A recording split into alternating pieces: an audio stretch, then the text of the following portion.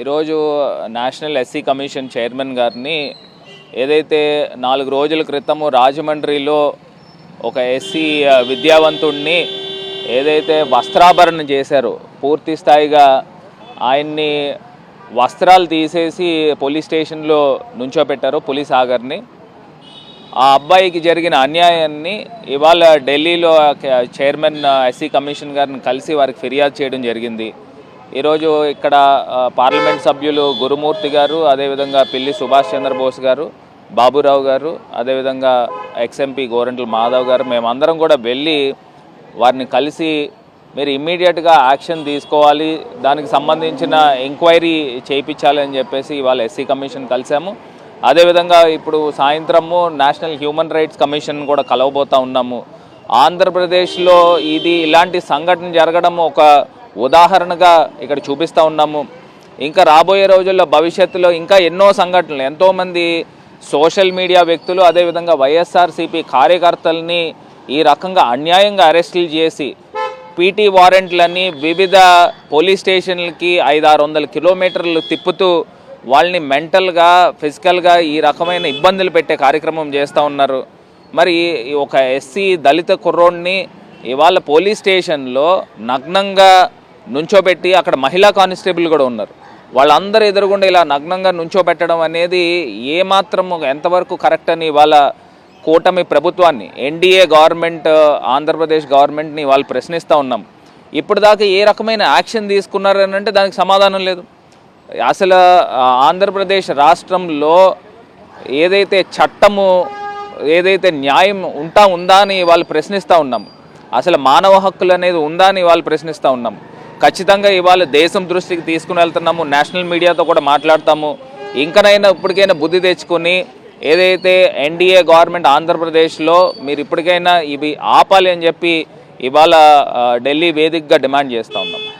పేరు పులిసాగర్ సార్, నేను రాజమండ్రి నుంచి వచ్చాను సార్. నాకు మొన్న 30వ తారీఖున పోలీస్ స్టేషన్లో డిసెంబర్ 2వ తారీఖున రమ్మని అక్కడ చాలా అవమానం చేశారు సార్. నేను చేసింది అయితే తప్పేమీ లేదు సార్. ఓన్లీ సోషల్ మీడియాలో ఒక పోస్ట్ మాత్రమే పెట్టాను సార్, అది కూడా గవర్నమెంట్ ప్రశ్నిస్తూ పెట్టాను సార్. అంతేగాని ఎటువంటి అసభ్యకర పదజాలంగా నేను వాడలేదు. కానీ అలాంటిది నన్ను తీసుకెళ్ళి పోలీస్ స్టేషన్లో పెట్టి బట్టలు ఇప్పి నలుగురు లేడీ కానిస్టేబుల్ ఉన్నారు సార్. ఆ రోజు నలుగురు లేడీ కానిస్టేబుల్ డ్యూటీలో ఉన్నారు సార్. వాళ్ళు ఎదురు నన్ను బట్టలు ఇప్పి పొద్దున్నుంచి సాయంత్రం రాత్రి 9 దాకా కూడా అక్కడ అలాగే ఉంచారు సార్. నన్ను చాలా ఇబ్బంది పెట్టారు సార్.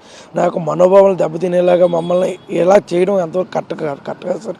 ఈ విషయంలో అయితే మీరు న్యాయ పోరాటం చేస్తానని నాకు సపోర్ట్గా భర్త గారు అలాగే పార్టీ సభ్యులు చాలా సపోర్ట్ ఇస్తున్నారు సార్. ఈ విషయంలో నేను చాలా ఆనందంగా ఫీల్ అవుతూ మరింత ముందుకెళ్ళడానికి చేస్తాను సార్. సార్కి లెటర్ ఇచ్చాను సార్. లెటర్ ఇచ్చి నాకు ఈ విషయంలో న్యాయం చేయమని అడిగాను సార్. ఈరోజు ఏదైతే పులిస్ సాగర్ ఉన్నారో అమానవీయ రీతిలో అతన్ని బట్టలు విప్పి పోలీస్ స్టేషన్లో అర్ధనగ్నంగా అతన్ని నిలబెట్టి అతని మనోభావాలు దెబ్బతినే విధంగా అక్కడ ఉన్నటువంటి స్థానిక పోలీసులు వ్యవహరించిన తీరు అత్యంత బాధాకరం. ఇదే కాకుండా రాష్ట్రంలో ప్రతిరోజు ఇట్లాంటి ఘటనలు జరుగుతూనే ఉన్నాయి. దీని మీద ఈరోజు నేషనల్ ఎస్సీ కమిషన్ చైర్మన్ గారిని కలిసి కూలంకషంగా అన్ని విషయాలు చెప్పడం జరిగింది.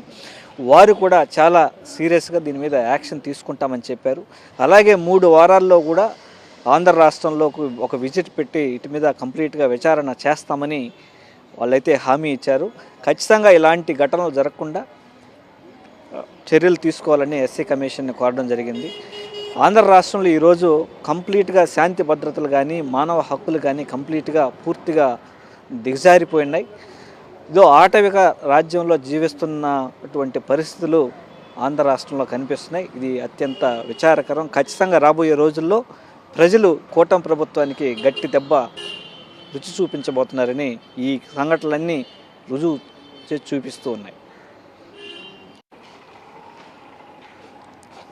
నిజంగా ఆంధ్రప్రదేశ్లో రాజమండ్రి నగర వాస్తవ్యుడు మా దళితుడు పులిసాగర్ అనేటువంటి విద్యావేత్త, చక్కగా అన్ని విషయాల్లో కూడా పరిజ్ఞానం ఉన్నటువంటి మనిషి కేవలం సోషల్ మీడియాలో ప్రభుత్వానికి వ్యతిరేకంగా కానీ లేకపోతే ప్రభుత్వానికి ఏదైనా అడిగేటువంటి హక్కు ప్రతి ప్రతి ప్రతి మానవుడికి కూడా ఈ యొక్క డెమోక్రసీలో ఉంటుంది.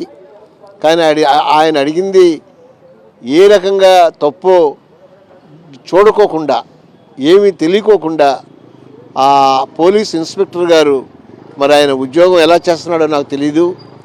కనీసం బట్టలు పుదీసేసి సెల్లో పడేసే అధికారం ఆ పోలీసు సిఐకి ఎవరిచ్చారు? అసలు ఆయనకి ఏ రకమైన అధికారం ఉంది? ఆంధ్రప్రదేశ్లో కనీసం పోలీస్ వ్యవస్థ కనీసం వాళ్ళ రూల్స్ రెగ్యులేషన్ తెలియకుండా పనిచేస్తుందని చెప్పడానికి ఈ పులి సాగరే ఒక ఉదాహరణ. నేను ఒకటే కోరుతున్నాను, ఎన్డీఏ ప్రభుత్వం ఆంధ్రప్రదేశ్లో వచ్చిన తర్వాత కొన్ని వందల మందిని ఈ రకంగా కారణాలు లేకోకుండా మరి వాళ్ళు సెల్లో పంపించటం, లేకపోతే అనేక రకాలుగా వేధించటం, అది ఒక్కసారి మీరు ఆలోచించుకోండి. అన్ని రోజులు ఒకేలాగా ఉండవు. తప్పనిసరిగా మరి అనేక మార్పులు వస్తాయి. తప్పనిసరిగా మీరు కూడా ఈ రకంగా ఆలోచించుకుని ఇదే తప్పులు చేస్తున్నట్టయితే ఖచ్చితంగా ప్రజల్లో మరి వ్యతిరేకతే కాదు, ఒక రకమైనటువంటి ఏహ్యభావం వస్తుంది. దాన్ని మీరు వేచి చూడాలి. దాన్ని మీరు తప్పనిసరిగా దాన్ని మీరు అనుభవిస్తారని తప్పనిసరిగా ఈ రోజున మన ఎస్సీ కమిషన్ ఢిల్లీలో మేము వెళ్ళి చెప్పిన తర్వాత ఈరోజే వాళ్ళు నోటీసులు జారీ చేస్తున్నారు. త్రీ వీక్స్ తర్వాత మరి ఆంధ్రప్రదేశ్లో మీటింగ్ కూడా పెడతామని చెప్పారు, అందరిని పిలుస్తామని చెప్పారు. మేము కోరేది, నేను ప్రత్యేకంగా ఒక దళిత ఎంపీగా కోరుతున్నాను, ఈ రకమైనటువంటి దౌర్జన్యాలు, ఈ రకమైనటువంటి ఈ యొక్క అరాచకాలు ఎంతకాలం సాగవు. తప్పనిసరిగా మేమందరం కూడా ఏకమయ్యే రోజు వస్తుంది. మేమందరం కూడా మరి ప్రభుత్వాన్ని ప్రశ్నించేటువంటి రోజు వస్తుంది. ప్రభుత్వానికి ఏ రకంగా బుద్ధి చెప్పాలో బుద్ధి చెప్పేటువంటి రోజు కూడా వస్తుందని ఈ మీడియా ద్వారా ప్రతి ఒక్కరికి కూడా తెలియజేస్తున్నాను.